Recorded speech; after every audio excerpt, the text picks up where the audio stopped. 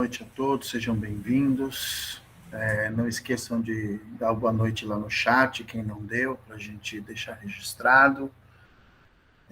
Antes de começar o nosso bate-papo, eu queria reforçar novamente o que eu falei na live passada sobre o próximo bloco de estudos.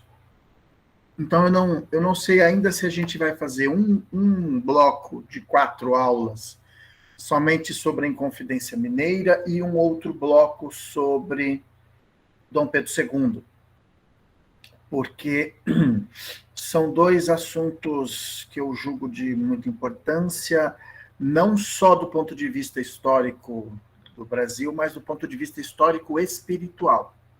Tá?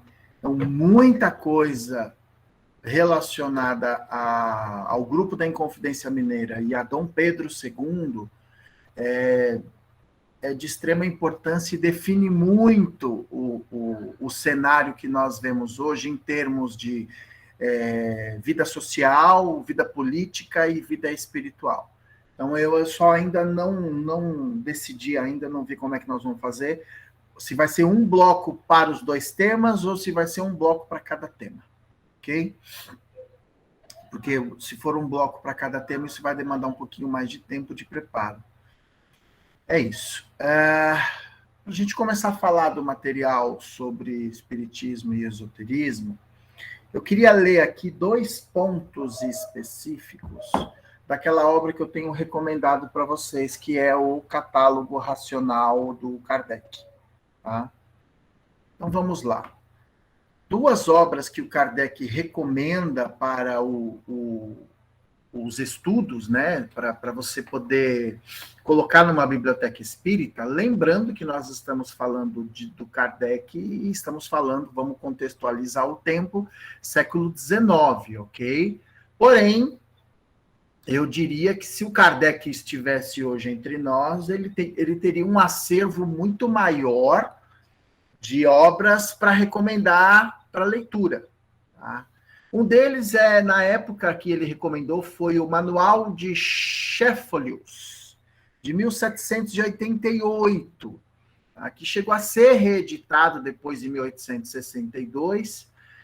E o Kardec faz o seguinte comentário sobre essa obra, atribuída a Félix de Wimpffen, guilhotinado em 1793. Nós falamos um pouquinho da Revolução Francesa aqui no nosso curso, né, que a guilhotina descia mesmo na cabeça de quem contrariava os revolucionários. Portanto, o autor desse livro foi guilhotinado em 1793. Essa obra é uma exposição de princípios que concordam notavelmente com os do Espiritismo. O autor pertencia à seita dos teósofos, que foram seus precursores mais diretos. Veja, pessoal, o Kardec mencionando aqui de um autor da teosofia referendando os ensinamentos do Espiritismo. Ou seja, são obras anteriores a Kardec. O outro é A Voz Vinda dos Céus, Uma Voz Vinda dos Céus, por Jean-Louis Weiss. O Kardec menciona que essa obra já estava esgotada e, não obstante, mencionamos-la aqui como tipo notável de previsões e porque o autor, sem conhecer o Espiritismo, que ainda não existia, anuncia seu advento próximo e seu verdadeiro caráter. Ele o designa como sendo o Consolador prometido por Jesus e como uma doutrina que deveria realizar a terceira revelação e regenerar a humanidade. Veja, meus irmãos, é um comentário do Kardec fazendo referência a uma obra publicada anterior ao desenvolvimento dos estudos da doutrina espírita. Então, você já vê que dentro do cenário espiritualista já estava ocorrendo toda uma movimentação do plano espiritual que provavelmente estava aguardando a chegada do Kardec, né? Eu estou dizendo provavelmente, mas é o que eu acredito, tá? Estavam aguardando a chegada do Kardec justamente para dar o embasamento maior. Só que para isso precisava de um lastro, né, de um preparo. Então, eu sinto que essas obras, que esses autores espiritualistas já estavam perfeitamente conectados com o advento do espiritismo. Tá? E esses autores não eram espíritas do ponto de vista doutrinário, porque o institucional, né? Porque a filosofia espírita ainda não havia se desenvolvido. Tá? Então, vamos... esse tipo de assunto que entra no campo do espiritualismo, eu entendo que o movimento espírita ele acabou limitando o debate, dificultando o aculturamento doutrinário, e a gente vai ver que a amplitude das ideias, quando resolveu... alguns autores, quando resolveram que isso era importante para o desenvolvimento, para a formação do espírita, esses autores foram criticados. Então, esse pessoal acabou limitando as ideias naquela história de que o que pode e o que não pode ser abordado pelo espiritismo. É como se alguns assuntos eles fossem jogados para uma lista de temas proibidos, uma espécie de index espírita, tá? Vamos nos lembrar do Index Librorum Prohibitorum da Igreja Católica, a lista de livros proibidas no período da Inquisição pela Igreja. Não pode ler esse livro. É um pecado ler esse livro. Então, eu vejo isso como um ranço, estava comentando isso hoje com uma amiga, desses ranços que nós trazemos da Igreja Católica, e isso é ranço da igreja, porque a nossa experiência religiosa ocidental é católica, gente. Tá? Ela é, no máximo, com um diferencial aí protestante. Uns poucos tiveram a oportunidade de reencarnar no Oriente, né, ter experiências no Oriente e vir para o Ocidente depois e fazer essa junção. Os que têm essa capacidade... eles penetram facilmente, eles circulam por essas escolas com muita facilidade. Com muita facilidade. Então, a gente vai percebendo no desenvolvimento do espiritismo uma espécie de censura prévia, sem ao menos se dar ao trabalho de ler ou de você estudar e conhecer o ponto de vista dessas doutrinas.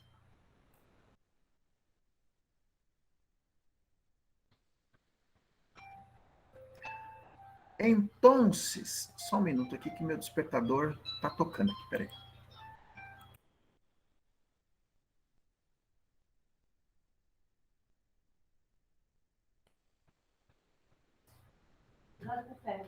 Então, essa censura que foi se estabelecendo, talvez um medo de que o espiritismo fosse contaminado, vamos dizer assim, fosse... Enfim, eu acho que é até boa vontade de algumas pessoas em tentar blindar o espiritismo. Só que a blindagem do espiritismo, dentro do meu ponto de vista, ela existe pela própria codificação, pelo próprio entendimento da doutrina. Você não precisa levantar bandeiras e criticar pessoas e sentar o sarrafo nos outros, porque eles estão fazendo uma interpretação. Né? Então, essa censura prévia, ela começa a criar corpo dentro da doutrina espírita.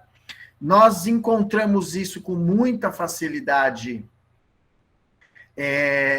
em autores que a gente chama de mais ortodoxos dentro do espiritismo. Isso você vê em Herculano Pires, em Jorge Andréa, você vê no Jorge Rizzini, você vê no Arilex, que são alguns autores que têm assim são muito bons no trabalho que eles fizeram, tá? O Herculano Pires, principalmente, tem obras maravilhosas, mas ele trazia muito essa característica daquilo que pode e daquilo que não pode, daquilo que é doutrinário e daquilo que é antidoutrinário. E essa expressão doutrinário e antidoutrinário, ela acabou virando uma legenda no espiritismo. Tá? Gente, o Kardec, ele foi um mensageiro do bem. Ele foi um homem que estava à frente do seu tempo. A gente mencionou isso em lives, na penúltima live. Ele estava à frente do seu tempo. Ele conseguiu perceber que o debate era, e eu digo que ainda é a melhor forma de esclarecer os assuntos que envolvem essa questão da espiritualidade, quando ela vai se manifestando ou quando ela se manifestou em diversas escolas, e essas escolas elas são culturalmente diferenciadas. Então eu fico imaginando o Kardec hoje, né, com essa diversidade que nós encontramos de fenomenologia espiritual, né, de religiões que existem no planeta, quantos debates o Kardec não conseguiria promover hoje?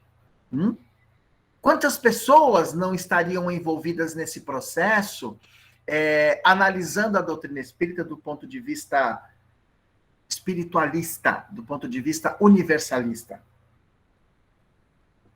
Eu vejo que Kardec, com o espiritismo, ele tinha a ideia de ajudar as pessoas na compreensão, no esclarecimento de todas as propostas espirituais que foram existindo,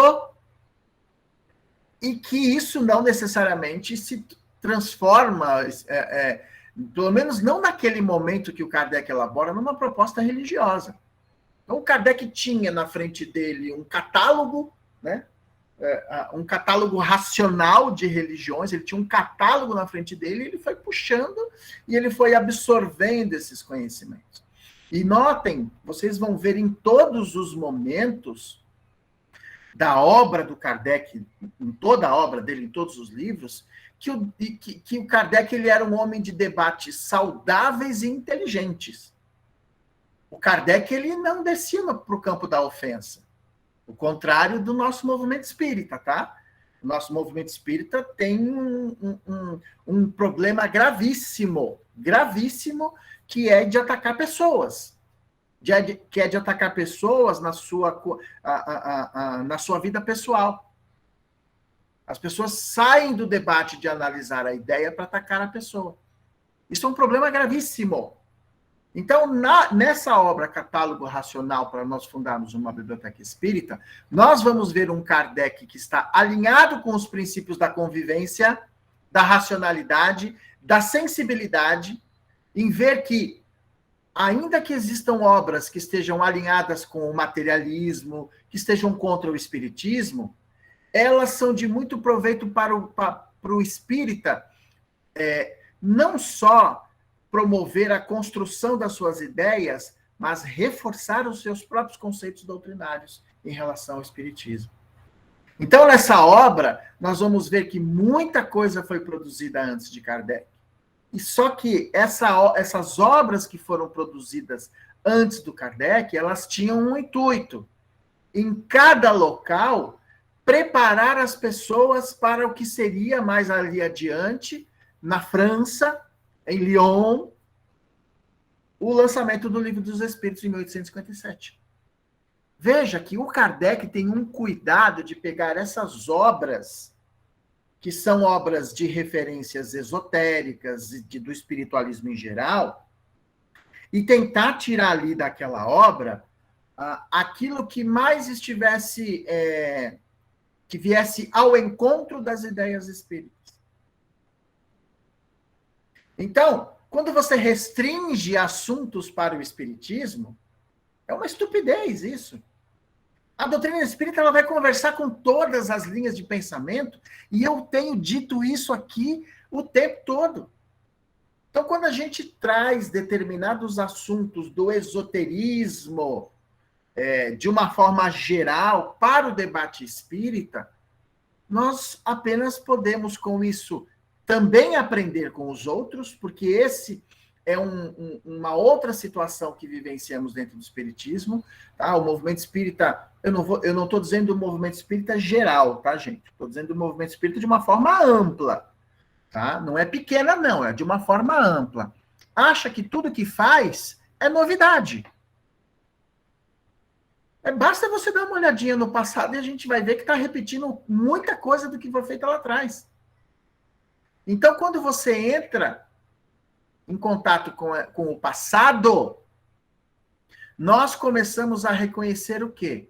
As nossas origens. E aí a gente vai ressaltando aquilo que é mais relevante dentro do que a gente entende dessas diversas linhas da escola, dessas escolas da antiguidade. Então não dá para jogar tudo fora. Não dá para chegar e falar, não, olha, tal obra não serve. Me lembro das críticas que foram feitas em relação à obra do Ramatiz, por exemplo.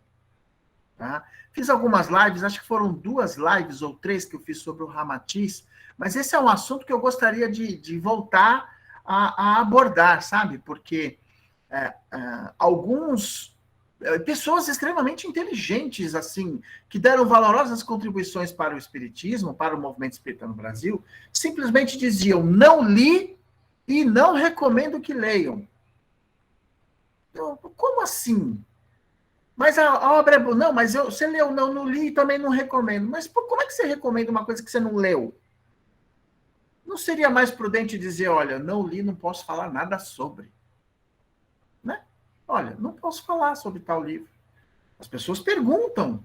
Oh, Edelcio, você leu tal livro? Não, não li. Esses dias a Magali me perguntou de um livro. Não li. Não conheço. Não posso opinar absolutamente nada sobre essa obra. Nem o autor eu conheço. Agora, por mais que você tenha uma ideia de quem seja, você vai dizer, não, não leia. Não leia. Vou abrir um espaço aqui. Tem alguma coisa aí, Mazé? Tem a Andréia, ela disse que tem um site espírita que coloca as obras do Ramatiz como práticas não espíritas. Olha, as obras do Ramatiz, elas, do ponto de vista espírita, doutrinário, não são mesmo. Tá? Não dá para você colocar como espírita. Mas isso é uma outra coisa. É uma outra questão. Porque o fato dela não ser eminentemente espírita do ponto de vista kardeciano não inviabiliza a obra de jeito nenhum. Nenhum. Existem questões que o Ramatiz aborda. Olha, em primeiro lugar, para a gente ler uma obra como a do Ramatiz, por exemplo, a gente tem que entender primeiro, toda vez que você vai ler um autor, quando se lê um autor, geralmente os livros, eles apresentam aqui dentro uma pequena biografia do autor, né? Você vai ver a obra, tá lá uma pequena biografia do autor, aí na última capa também a mesma coisa, você vê lá na dobra da contracapa, às vezes um resuminho básico do que é o livro. Muitas vezes as pessoas não leem aquilo. Você tem que entender qual é a característica do autor, para você entender a linha de pensamento dele. O Ramatiz é uma obra que ele quer conversar com todo mundo. Ele não quer conversar só com espíritas, os chamados erroneamente de kardecistas. O Ramatiz não conversa só com os espíritas. Ele conversa com os teosofistas, com os umbandistas, ele conversa com os budistas, com os católicos, com os protestantes. Ele conversa com todo mundo. O Ramatiz não é um espírito espírita. Ele é um espírito espiritualista. Ele está concentrado numa ideia e quer atingir a maior quantidade de grupos específicos. É o que se chama de universalismo ramatiziano. Então, se as pessoas não entenderem isso, elas vão fazer uma crítica como essa, mas essa crítica muitas vezes é assim, a Ramatiz não é espírita, como se isso fosse um demérito para a pessoa. Sabe? Você entendeu? Ou seja, se você não faz parte do meu clubinho, você não é bom, você não é legal. Sabe? Isso é pensamento de quem monopoliza a verdade. A gente vê isso na política. Se você não pensa como eu, você não pode ser bom. Se você não apoia o meu partido, você não pode ser bom. Seja partido A, seja partido B, esquerda, direita, alto, baixo, centro, esquerda. Enfim, não importa. Se você não aceita o outro, porque as ideias dele são diferentes, não tem nada errado com o outro. Tem alguma coisa errada com você. Você entendeu? Porque o mundo é redondo, que é justamente para ninguém se encostar num canto e ficar escondidinho lá, né? Ou seja, porque a gente vai rodar, rodar, rodar e vai sair no mesmo lugar. Gente, vai ter que ser para todo mundo. Tem que dar para todo mundo. Não pode dar para um grupo. Não pode dar para a esquerda, para a direita, para o centro, para o alto, para o baixo, para o católico, para o protestante. Tem que dar para todo mundo. E para dar para todo mundo tem que conversar. Todo mundo tem que sentar na mesma mesa e falar o que é bom para nós, para o coletivo. Aí que o bicho pega. Porque geralmente a nossa, eu digo nossa porque eu estou falando de mim, a nossa tendência é defender o nosso território. Por quê? Porque eu estou mais confortável nele, porque ele realmente me traz a segurança que eu preciso para falar. Quando eu sou convidado para pensar de forma diferente, puxa, mas está tão bom pensar aqui desse jeito, está tão bom eu sentado aqui lendo só isso. Por que vão me pedir para ler outra coisa? Hoje, graças a Deus, nós temos no Brasil um leque de opções literárias de tudo que é tipo de assunto. Há 20, 30 anos atrás, você não tinha isso, tá? É de uns 30 anos para cá que a gente está vendo em todos os campos, viu, pessoal? Em todos os campos, seja na política, na religião. Hoje nós temos um leque de... Hoje você pode ler autores que antes eram proibidos. Antes de você continuar, uma pergunta nesse sentido ainda sobre o Ramatiz.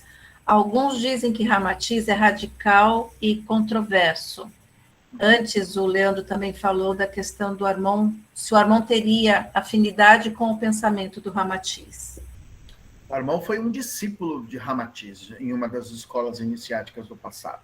Ele sabia disso, ele reconhecia isso. Quem lê a minha obra no Tempo do Comandante, o maior capítulo do livro é sobre o Ramatiz. Tá? Então, o Armon tinha uma conexão com o Ramatiz, o Armon, o Godoy Paiva, uma série de outros contemporâneos ali do comandante, eles tinham uma afinidade muito grande com o Ramatiz. Mas ele sabia exatamente o que o Ramatiz estava querendo alcançar com o pensamento dele. A gente precisa entender o seguinte, o Ramatiz é radical. O Hercílio Maes, ele faz uma autocrítica ao trabalho dele, que ele diz o seguinte, o Hercílio Maes foi o primeiro médium que a gente sabe que psicografou as obras do Ramatiz. O Hercílio dizia o seguinte, eu sei que existem incongruências na obra de Ramatiz. Porém, tem um detalhe, essas incongruências não são do espírito, são do filtro. Quem é o filtro? O Hercílio. Ele falou, o problema sou eu, o aparelho, é o médium que não conectou direito o negócio.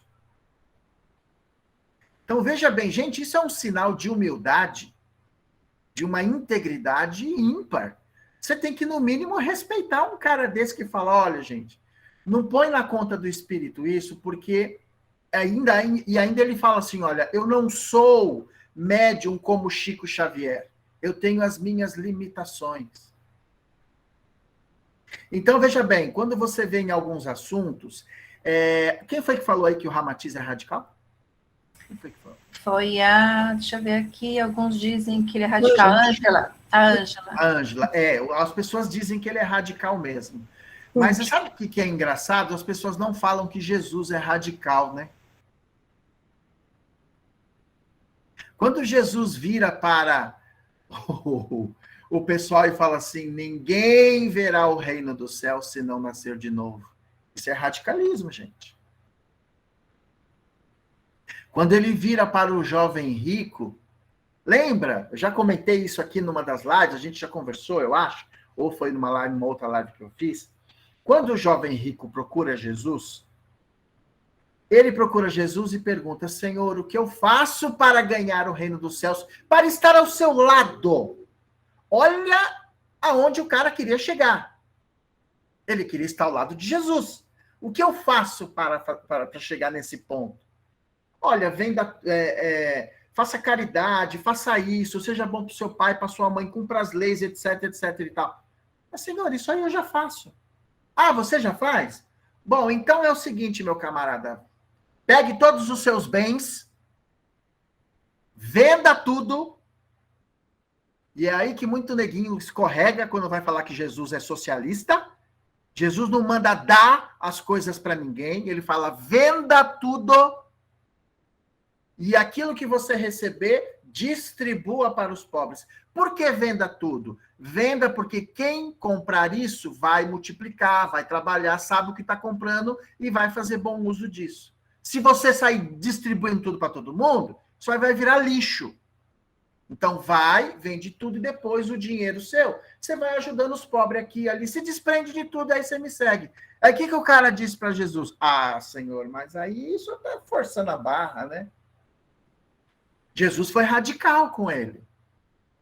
Jesus foi radical com ele. Jesus é radical. Então, quando uma pessoa vem com um argumento desse, fala assim, olha, mas falam que o Ramatiz é radical. É.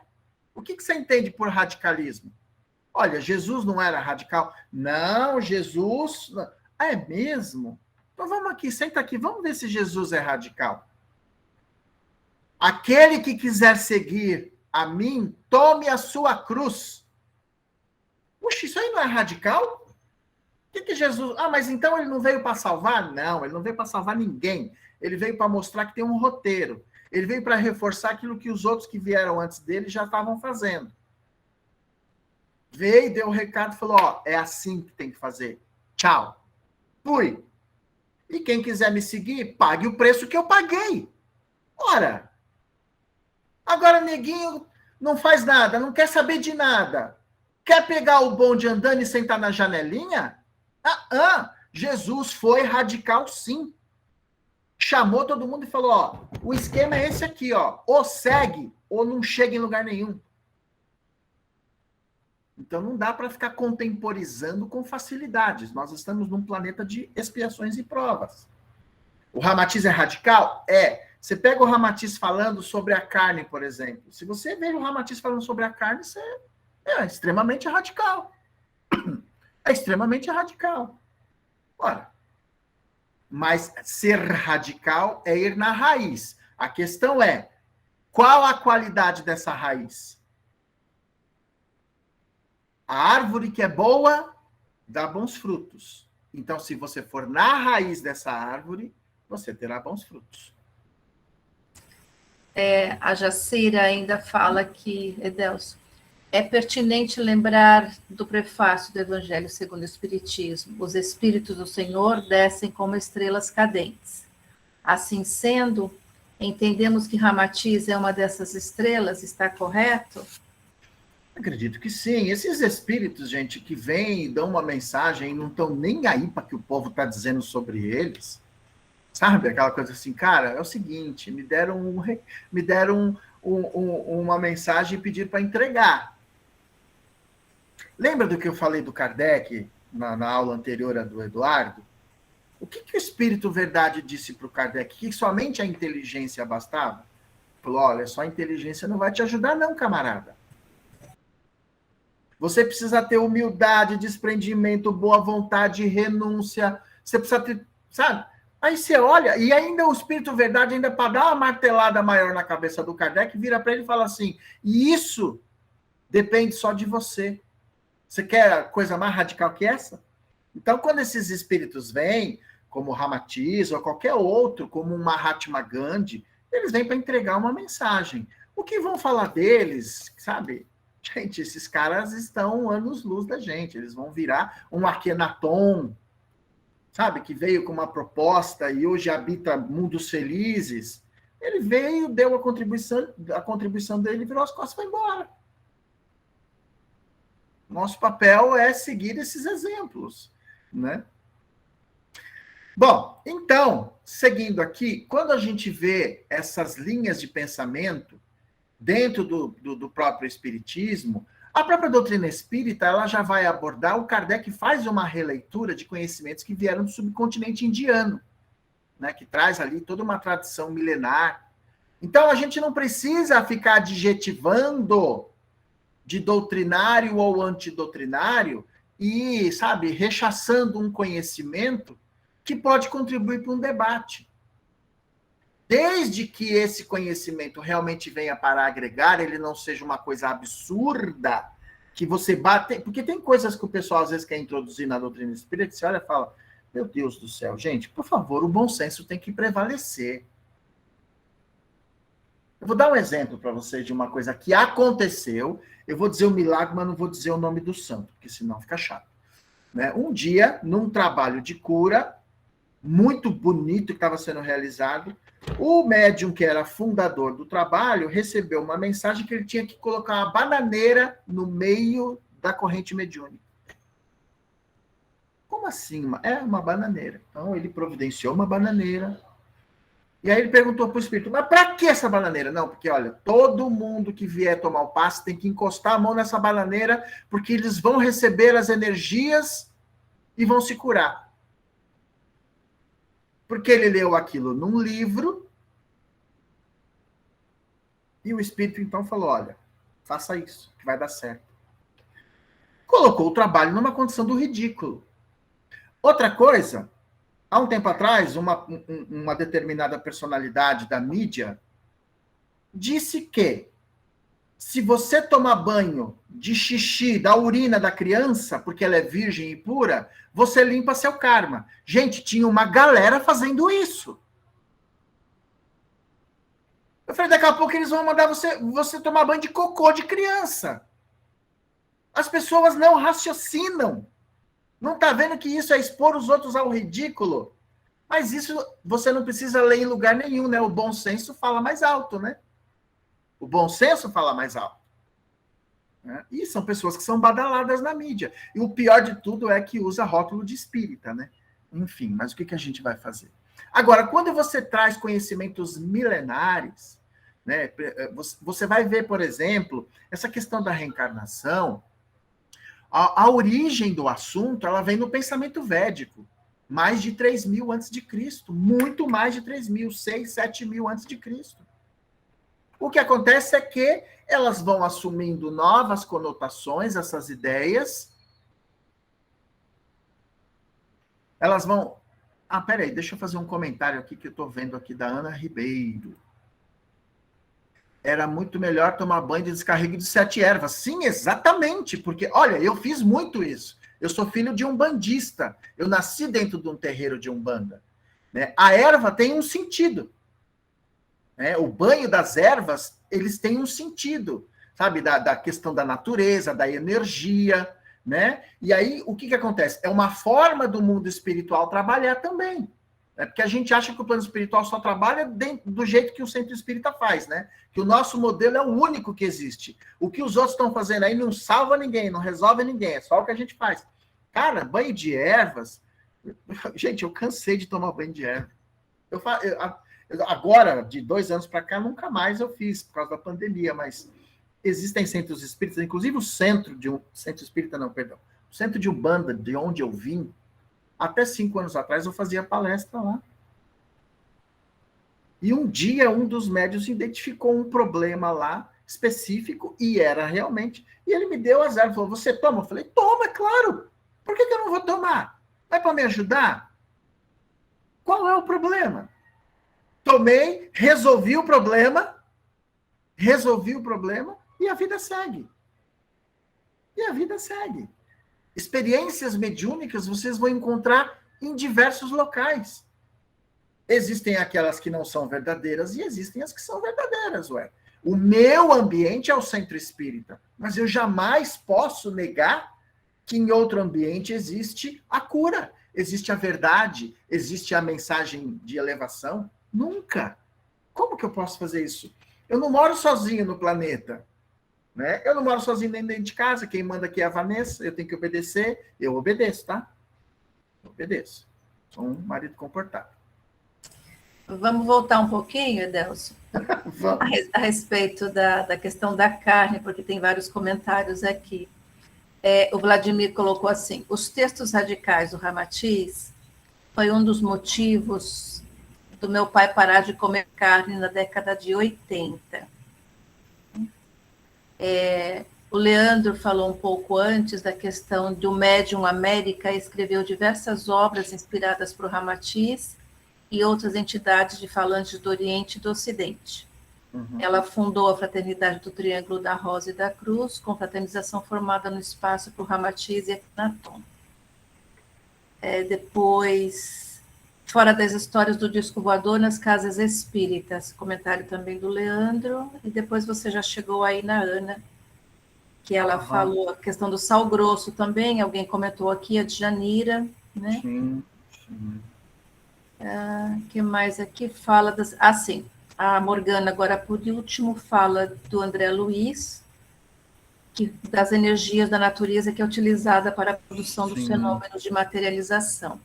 Só um adendo, né? Quando a gente lembra dos essênios, eles tinham um ritual que eles faziam covas na terra, né? Vamos falar assim, e se cobriam ali, ficavam ali para ter esse contato com a natureza, né? Para se curarem de algumas coisas, inspiração. Fecha aspas.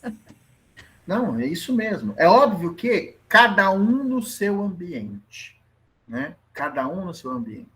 No centro de Umbanda, no terreiro de Umbanda, você vai ter toda a ritualística deles, e ali eles vão fazer. No centro espírita, então, gente, são técnicas cujo objetivo é o mesmo. O objetivo é o mesmo. As linhas de caminhos são diferentes, mas todo mundo está indo para o mesmo ponto. Está indo para o mesmo ponto. Então, está todo mundo certo. Cada um dentro do seu terreno, né? Ok? É isso mesmo, Samuel. É isso mesmo. Bom, quando a gente vai falar sobre a questão do Kardec entrando em determinados tipos de assunto, por mais que a gente tenha aquela expressão do Kardec dizendo o seguinte: todo conhecimento novo que esteja dentro de um conceito racional e ético e comprovado, o espiritismo pode aderir.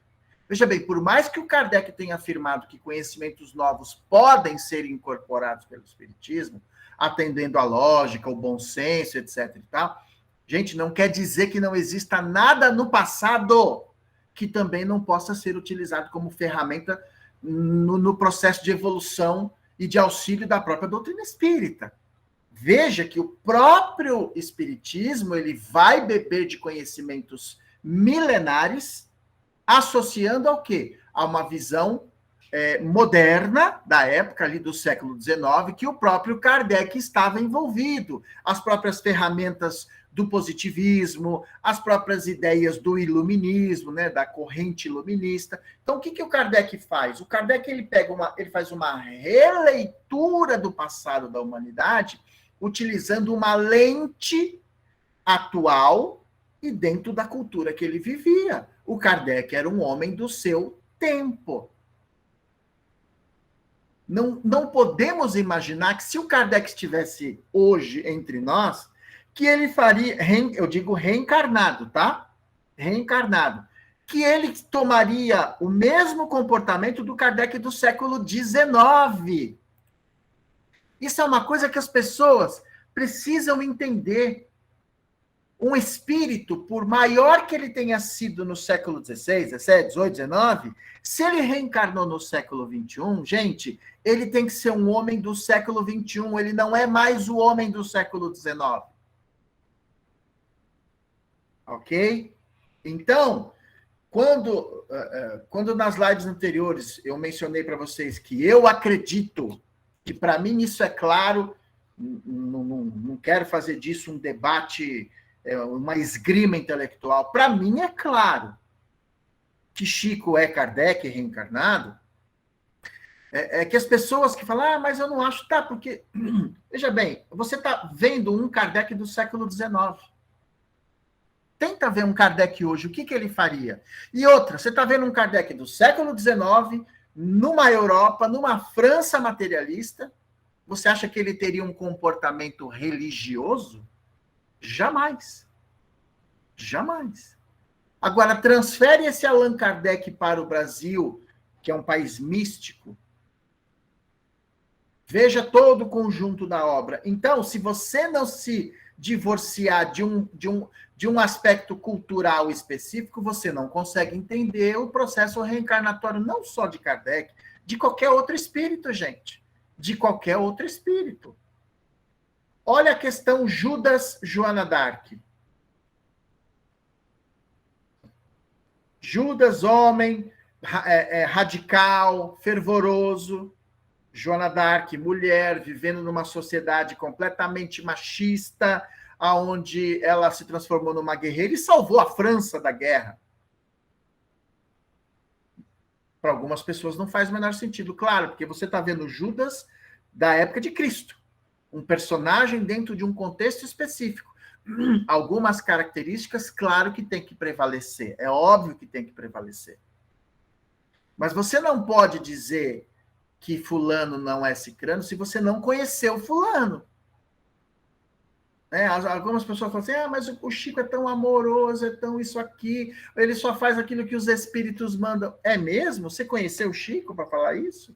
Conversa com as pessoas que conviveram com o Chico, que você vai ter uma visão completamente diferente dessa, de que o Chico era aquele que era só amor e era assim, uma espécie de escravo do mundo espiritual. É isso, Leandro?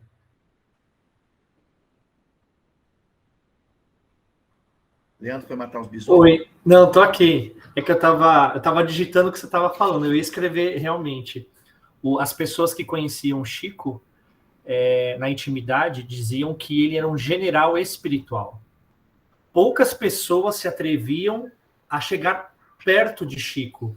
Tamanha a força do seu magnetismo. Não conseguiam. As pessoas dobravam os joelhos. Isso quando chegavam, tá? No entanto, que as pessoas têm uma visão do Chico, né, de que ele era muito humilde, e nessa humildade dele, ele aprendia as coisas aqui com os espíritos. Isso é um engano nosso, talvez. Chico, talvez, tenha emprestado a sua espiritualidade para os próprios espíritos se comunicarem através dele. Chico foi maior do que todos os espíritos que ele recebeu. Quiçá Jesus numa mensagem decodificada lá, né? Depois o Júnior conta essa história, né? Uhum. Mas, assim, o Chico foi um dos maiores espíritos entre nós aqui, em exercício.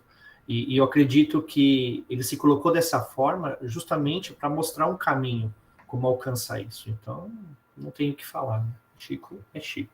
Ó, a Janice até está se coçando lá na cadeira. Não.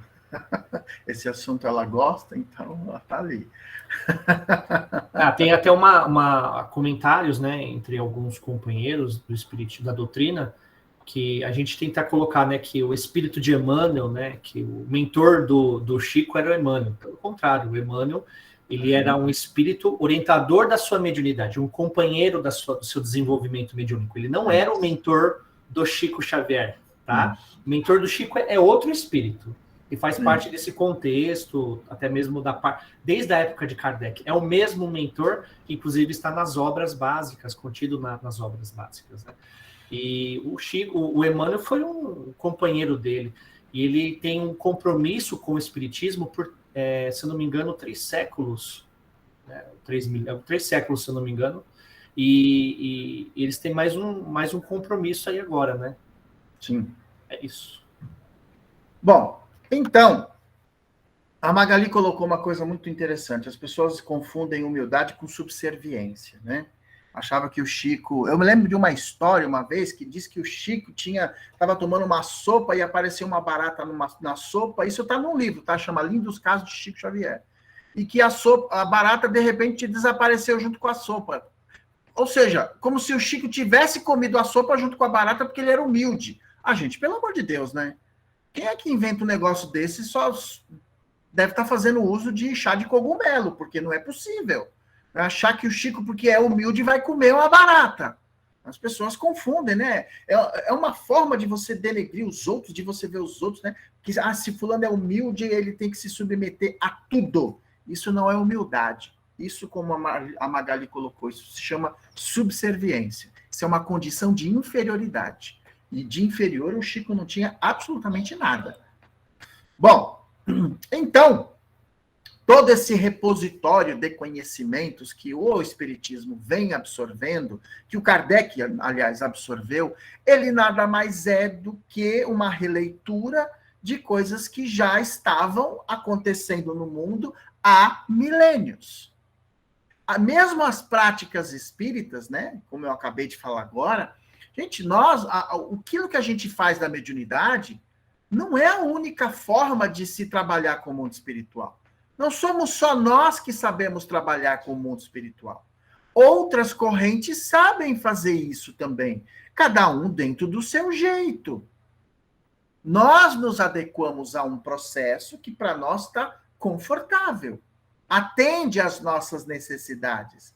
Mas se você for num terreiro de Umbanda, é diferente. Se você for dentro de um outro centro espírita que não é um centro espírita com as características das casas da aliança, tá? Porque característica das casas da aliança você só encontra dentro da aliança, dos movimentos formados pelo Armon.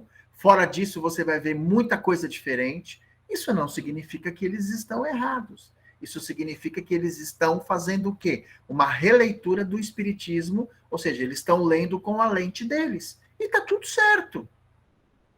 Então, entender que somente Kardec é o suficiente é justamente não compreender o próprio trabalho do Kardec. Né? Como seria, por exemplo, a manifestação de um espírito que viveu diversas experiências reencarnatórias na China?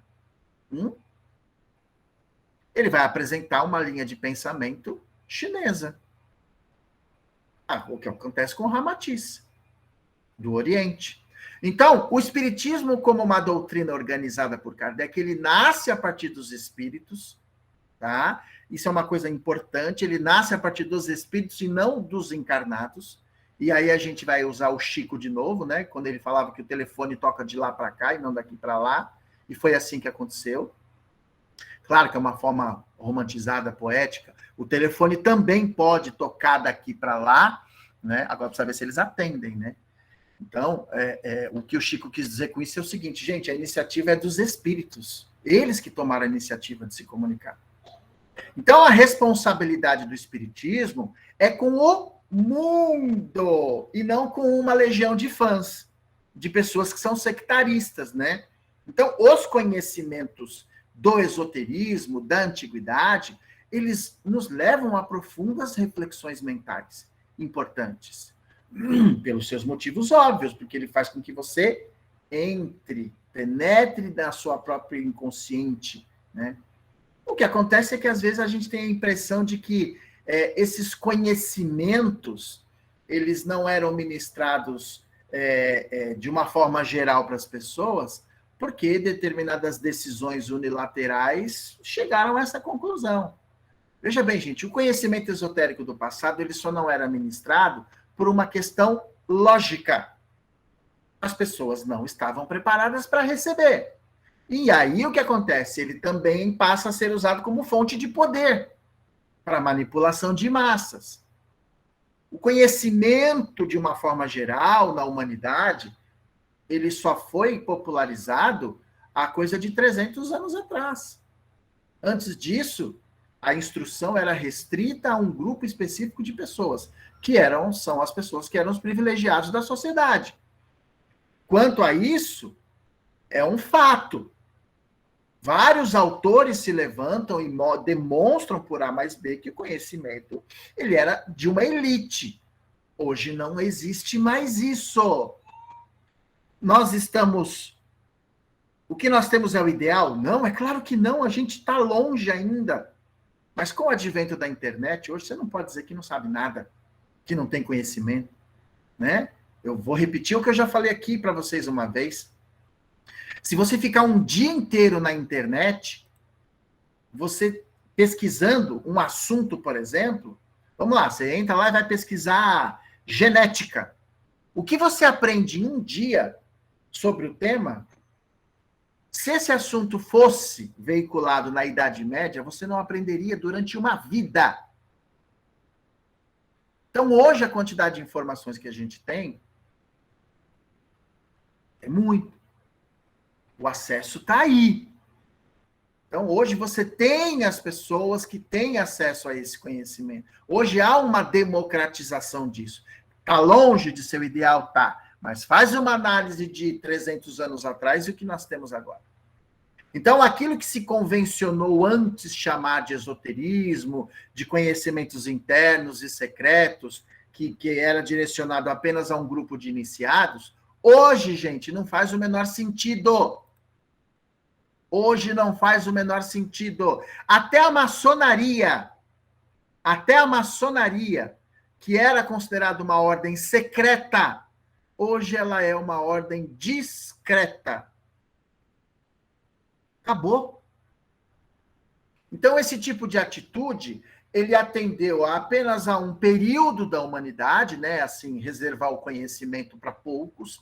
Ele atendeu a um período da humanidade que precisava, inclusive, não preservar esses conhecimentos. Eles tinham que ser preservados. Porque se eles fossem para a massa popular, para a população, eles seriam profanados. Aliás, é o que hoje se mais faz com conhecimento esotérico. Tem uma professora no YouTube chamada Lucilena Galvão, ela fala que hoje o esoterismo em algumas lojas que vendem objetos esotéricos parece mais um esquizotérico, porque é tanta esquisitice que você vê. Por quê? Porque foi profanado o conhecimento. Então, o papel do Kardec foi catalogar, racionalizar esses conhecimentos com o apoio do plano espiritual, com esse processo da releitura, para que essas informações pudessem chegar até nós de uma forma ocidentalizada. Quais? Karma, reencarnação, corpos espirituais, evolução. Esses temas, gente, somente os iniciados nas antigas escolas de mistério tinham acesso. Eles estavam conectados às questões místico-religiosas. Até o Cristo, né? Até Jesus, ele trouxe alguns ensinamentos que ele reservou apenas ao grupo dele. Ele só deu para aquele pessoal. Olha o Sermão da Montanha, por exemplo, que é um discurso maravilhoso. Só que ele ofereceu primeiro para os seus discípulos. A multidão não estava preparada para receber conhecimentos de alta espiritualização. Por isso que Jesus trabalha primeiro com fenômeno, para chamar atenção, com cura. O Chico desperta a curiosidade das pessoas. Bem-aventurados os pobres de espírito, porque deles é o reino dos céus. É a primeira bem-aventurança. Se você não tiver abertura para a orientação do espírito, você não entende nada. Você não absorve. Então, eu creio que esses olhos mais abertos para uma espiritualização depende de maturidade e depende de vontade. De vontade. Que é uma coisa que, se você fizer uma estatística, montar uma estatística, quantas pessoas estão querendo evoluir espiritualmente? Estão preocupadas com a sua evolução. As pessoas estão preocupadas com a vida material. As pessoas estão preocupadas com banalidades. Um dos discípulos de Buda, empolgadíssimo, né? Todo grande mestre espiritual tem um discípulo que é empolgadíssimo, né? Um dos discípulos de Buda chegou e falou: mestre, vamos entrar naquela cidade, vamos pregar e vamos falar da salvação lá, da libertação e da evolução e não sei o quê. Diz que o Buda virou para ele e falou: é mesmo? Você acha que eles querem? Sim, claro. Ele falou: então você vai lá e bate de porta em porta e fale sobre esse assunto e veja quantas pessoas querem adquirir o autoconhecimento. Tempos depois, volta o discípulo de cabeça baixa. Falou: mestre, a galera não está afim de nada. Jesus resumiu isso muito bem: não jogue pérolas aos porcos. Né? A gente oferece para quem quer. Quem não quer, não quer. Então, a gente só precisa, para a gente poder ter esse discernimento de saber que nós precisamos olhar para o todo. Veja bem, nós temos uma identidade, que é o espiritismo, tá? Que é o espiritismo. Nós não podemos fugir disso para construir a nossa identidade como espírita. Se você quer ser espírita, você tem que conhecer espiritismo. As O conhecimento que vem a mais é para você fazer os links de onde Kardec tirou, que isso não é de agora. Olha que interessante, esse pensamento sobre reencarnação no passado era assim, mas olha o que Kardec oferece. Ou seja, você começa a reforçar os seus próprios conceitos doutrinários. Você aumenta o seu grau de cultura espiritual, e isso vai facilitar o entendimento de muita coisa que vem pela frente. Só que o que vai acontecer? A gente precisa estar preparado para abrir os olhos e abrir o coração para não desprezar. Mesmo que você não concorde com determinado segmento, não o despreze. Ele está atendendo a uma camada da população. E o que a gente mais hoje sente dentro desse círculo que nós vivenciamos é a ausência da fraternidade, tá? Esse sentimento de grupo, ele fica muito sedimentado em bolhas identitárias, tá? Eu fico dentro da minha bolha, do meu grupo, e para mim só existe aquilo. Gente, isso a gente está vendo em política. Você entendeu? Isso a gente está vendo em política. Poxa, a religião que deveria abrir a cabeça das pessoas, ela também é usada para isso. A minha religião tem a verdade. Não. A verdade está lá, em tal livro. Não pode sair dali. Então, essas bolhas identitárias precisam ser perfuradas. O Zygmunt Bauman, que é um autor que eu gosto bastante, ele trabalha muito com essa questão da fluidez das coisas, né? E o Espiritismo é uma proposta que tem a sua afirmação identitária, que está dentro do trabalho do Kardec, mas veja bem, gente, nós não fechamos os olhos, nós não segregamos, nós não fechamos os olhos para outras linhas de conhecimento. Ainda que você não a aceite dentro do seu arcabouço doutrinário, mas você não pode negar que ela possa ser elevada e está contribuindo para um segmento específico da sociedade. E é aí que o Espiritismo conversa com todo mundo. Então, quando a gente começa a dialogar com essas correntes do pensamento, e o Armon é muito bom para isso, porque quando ele apresenta a sua proposta, o que ele faz? Ele não fica erguendo aquelas barreiras onde a gente fica todo mundo só concentradinho ali no nosso quadradinho, sabe? É só nós assumindo só esse tipo de identidade. O Armon abre a nossa cabeça. Ele vai dialogar com outras formas de conhecimento. E aí ele vai fazer o quê? Ele vai promover para nós, ele vai nos ensinar como nos afirmamos identitariamente como espíritas, mas ele mostra também que o espiritismo não é uma casta religiosa, não é um sistema absolutista de ideias. Então, no próprio discurso do Armon, você vai ver essa fluidez, ele dialogando, e ele não perde a sua identidade espírita. Mas ele mostra o quê? Que nós precisamos estar conectados com todos. Então, esse diálogo com essas outras culturas encontra no Armon um ponto de vista muito prático. Tá? Ele valoriza muito essa questão do nós entendermos o nosso passado, as tradições espirituais. O Emmanuel, na obra Vinha de Luz, ele diz o seguinte: compreensão não se improvisa, é obra do tempo, colaboração e harmonia. Vinha de Luz é o texto 121. Compreensão não se improvisa, ela é obra do tempo. Então, muitas vezes, quando a gente não... Eu uso muito isso em mensagem mediúnica. Eu me lembro há uns anos atrás que nós recebemos na região do ABC uma mensagem do Edgar Armon. A Cleide vai se lembrar disso, porque, se eu não me engano, ela estava presente no evento. A Cleide está aqui? Estou, Júnior. Então, surgiu uma mensagem ali atribuída ao Armon, que todo mundo que estava ali falou, gente, todo mundo que é da aliança falou, tem alguma coisa errada aqui. Sim. Você lembra, né, Cleide? Lembro sim. Tem alguma coisa errada tem alguma coisa errada com essa mensagem.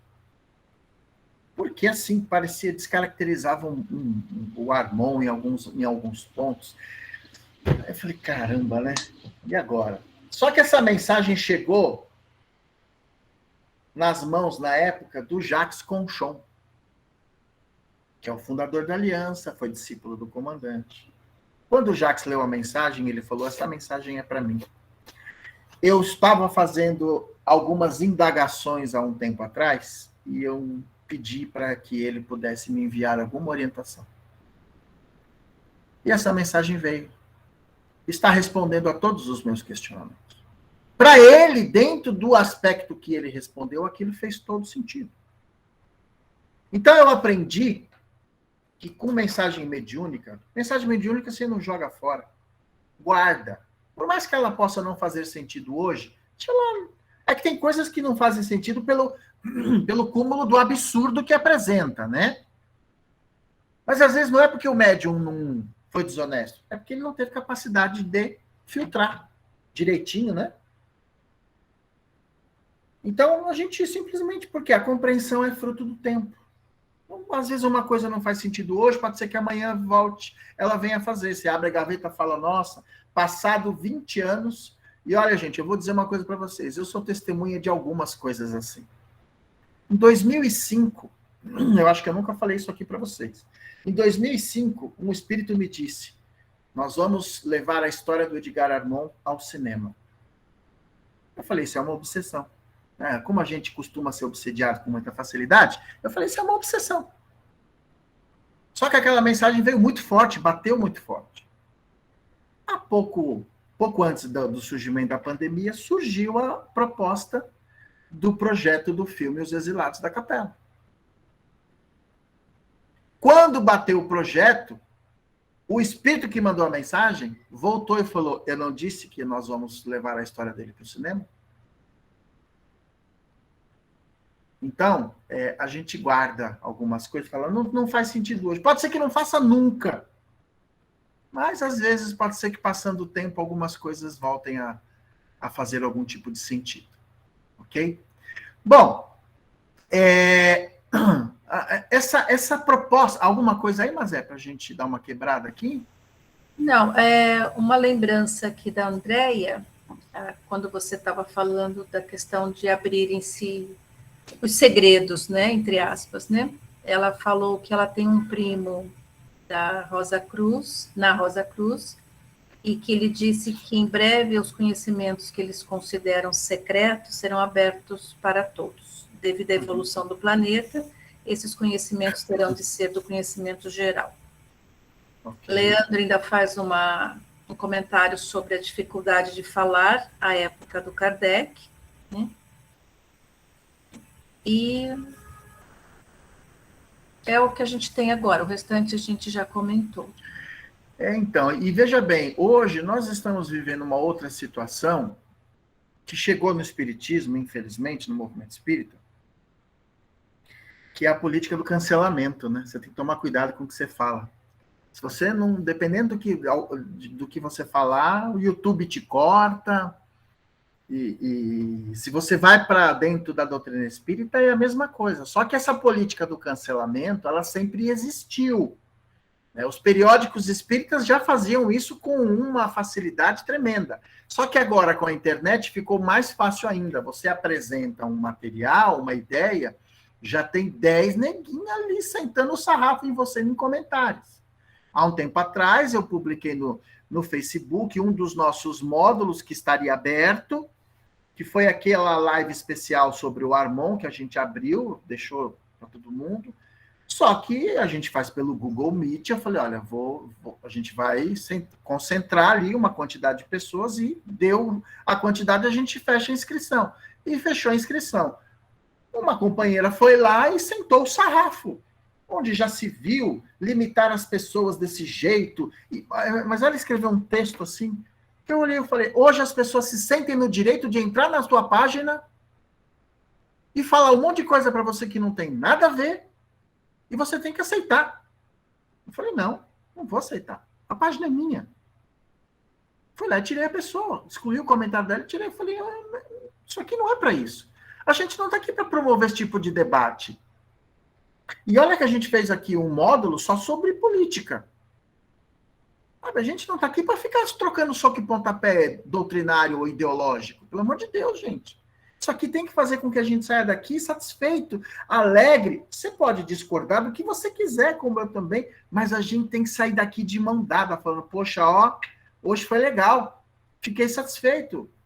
Trouxe algumas coisas que para mim acrescentaram, porque a ideia é essa.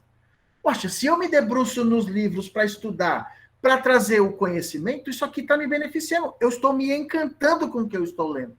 E eu quero dividir esse encantamento com as pessoas. Exatamente, Janice. Liberdade de expressão com falta de educação.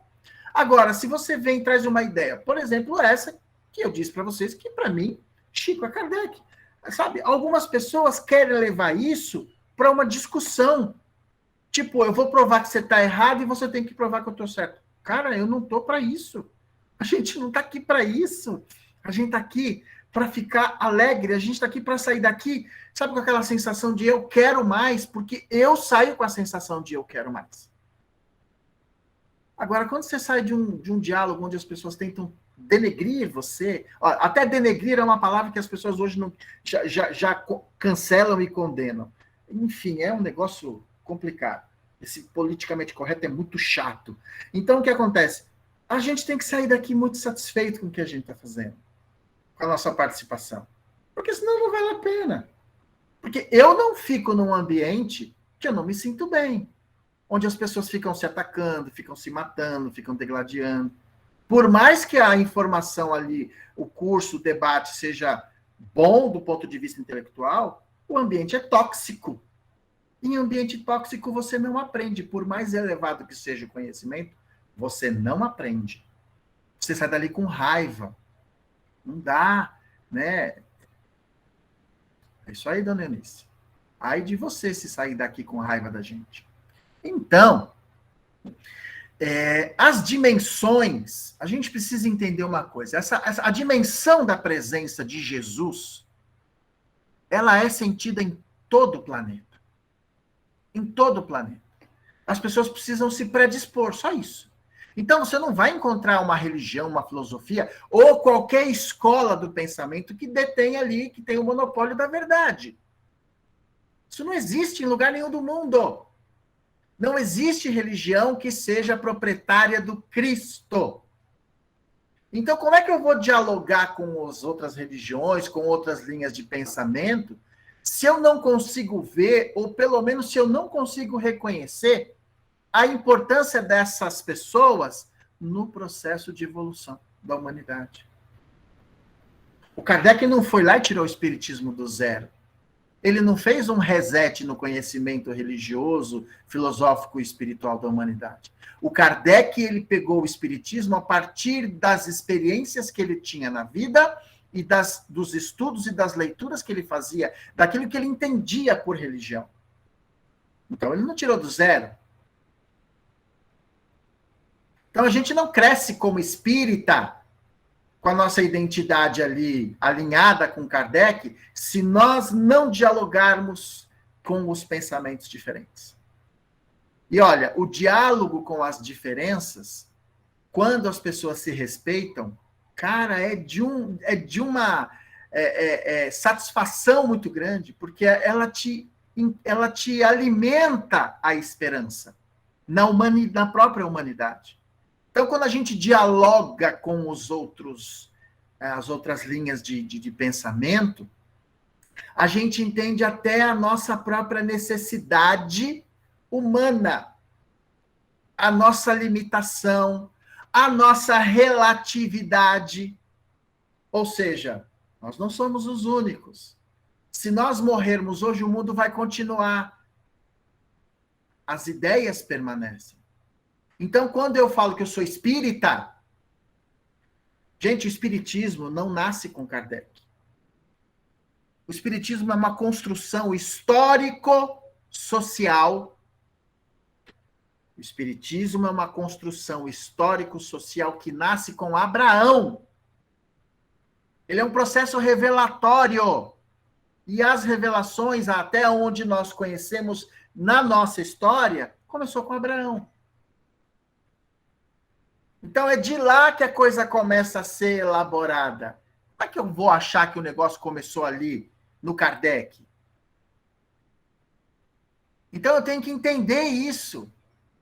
Então, quando eu estou me posicionando como espírita, eu não posso negar a experiência histórica do cara que é protestante, né, evangélico, da pessoa que é católica, do cara que é judeu, que se transformou, que aderiu ao Islã, do budista, do umbandista. Por quê? Porque essas propostas, elas estão na humanidade. Então, se eu ficar o tempo todo negando, né, tentando descredibilizar a experiência dos outros, gente, quando nós chegarmos lá na frente, não vai sobrar absolutamente nada de nós mesmos. Nada. Então, como eu não sou um fato isolado, como eu faço parte desse complexo, desse processo evolutivo, eu divido o planeta com mais alguns bilhões de pessoas. E nessa divisão de alguns bilhões de pessoas, eu vou encontrar pessoas mais e menos ignorantes do que eu. Porque a gente sabe algumas coisas e ignora outras, né? Isso é comum. Não existe ninguém que sabe tudo. Então, como todo mundo está em busca de Deus, está indo ao encontro da mesma, o objetivo é o mesmo, a gente não pode ficar se separando em caixinha, né? Olha, eu sou da caixinha tal, fulano da caixinha tal. Então, se o espiritismo, que me ajuda tanto, começa a me excluir do convívio dos outros, tem alguma coisa errada ou com o espiritismo ou comigo. Porque nesse mundo que nós aqui vivemos, vivem outras religiões. Vivem adeptos de outras propostas. Se eu escolhi a espiritualização por meio do espiritismo, eu não me excluí da convivência com o mundo. Gente, quando nós, no passado, buscávamos as iniciações da antiguidade, não é para ficar enfiado dentro do templo e viver num mundo de felicidades e gozos. Nós buscávamos as iniciações para voltar para o mundo melhor preparado. É para isso que a gente vai para o centro espírita. Ninguém mora no centro espírita. O povo brinca com a gente, né? Pô, você vai no centro segunda, terça, quarta, quinta, você mora no centro? Não, não moro. Mas se eu vou ao centro, se eu vou ao meu templo religioso, eu estou indo lá para me fortalecer e voltar para o mundo, porque eu não estou excluído dele. Eu nunca estive. É justamente por isso que eu vou para o centro, para voltar melhor. Então, como é que eu não posso entender que no templo do fulano, do ciclano, do beltrano, ali não vai ser feito a mesma coisa?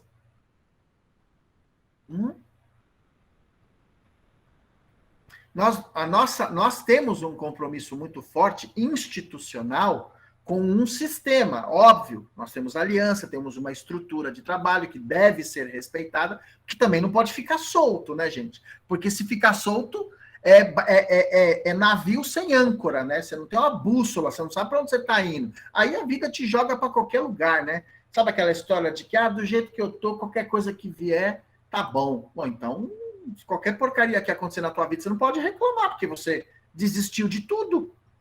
Você não colocou mais um marco ali, um objetivo, uma âncora para o teu barco parar num lugar seguro e você se refazer para enfrentar de novo as tempestades, a maré alta e etc. e tal.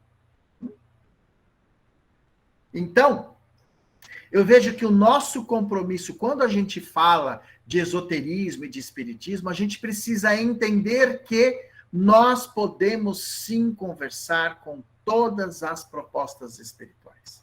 E eu encerro aqui a minha fala da mesma forma que eu encerrei a fala da live que eu fiz com o Eduardo, utilizando a proposta do Santo Agostinho. crer para entender e entender cada vez mais para crer. Por quê? Nós precisamos entender uma coisa. Tudo aquilo que a gente adquire de conhecimento, ele fica condicionado no intelecto. Só que, de alguma forma, gente, eu tenho que transferir isso para o meu coração. Eu tenho que transferir isso para o meu coração. Para isso, eu preciso de um caminho. Prece, meditação, contemplação e trabalho em benefício do próximo. Esse é o caminho para todo conhecimento que eu adquiro se transformar literalmente numa proposta de espiritualização elevada. É isso. Bom, para encerrar, o Leandro escreveu algo aqui um pouquinho extenso, mas vamos ler. Se o Espiritismo fosse uma simples teoria, uma escola filosófica repousando sobre uma opinião pessoal, nada lhe garantiria a estabilidade, porque poderia satisfazer hoje e não mais satisfazer amanhã, num tempo dado. Poderia não estar mais em harmonia com os costumes e o desenvolvimento intelectual. E então, cairia como todas as coisas superadas que permanecem atrás do movimento. Enfim, poderia ser substituído por qualquer coisa melhor, assim como ocorre com todas as concepções humanas, com todas as legislações, com todas as doutrinas puramente especulativas. Aí o José Joaquim ainda escreve: ser espírita e cristão não é ser melhor, mas sim igual a todos. E a Ana: para o conhecimento sair da mente e vir para o coração, precisa ser vivido. Esse caminho, gente, é o nosso grande desafio. Pavimentar essa estrada é o nosso grande desafio. Precisa de um programa, precisa de disciplina, precisa de um monte de coisa, para a gente poder se ver no outro. Né? É o que o Joaquim acabou de falar, não é superar ninguém, é superar a si mesmo. Uma vez eu falei assim para uma pessoa, né, que é professor também como eu, um dia ele falou, não sei o que, ele falou, como é que você consegue entender tal coisa? Eu falei, eu entendo porque eu sou espírita, o espiritismo me deu essa condição. Ele falou, nossa, isso tem cura? Eu falei, como assim tem cura? Ele falou, mas espiritismo não é coisa do demônio? Eu falei, qual é a sua religião? Ele falou, eu sou protestante, eu aprendi que isso é coisa do demônio. Então vocês veem, né? São essas coisas, essas adjetivações, né? Aliás, para encerrar aqui, gente, deixa eu falar eu vou contar um segredo aqui para vocês do Leandro. O Leandro tem uma dívida comigo, tá? O Leandro, ele tem uma dívida comigo e já faz um tempão que ele me deve aí. Ele não deve para mim não, porque foi uma orientação espiritual que veio, que era para ele fazer uma live, e ele, fingiu demência e desapareceu. Então, como eu vejo que toda vez ele participa bastante aqui, né, ele tece grandes comentários, eu vou transferir essa dívida, gente. O Leandro não tem mais dívida comigo, agora a dívida é com vocês, tá? Então, eu sugeriria que ele pagasse isso fazendo uma live pra gente aqui, o grupo de História da Religião. Aí eu não sei o que vocês acham. Pode colocar aí nos comentários, porque aí fica registrado. Perfeito. Né? Olha aí, tá vendo? Eu falei que eu ia pegar o C de calça curta.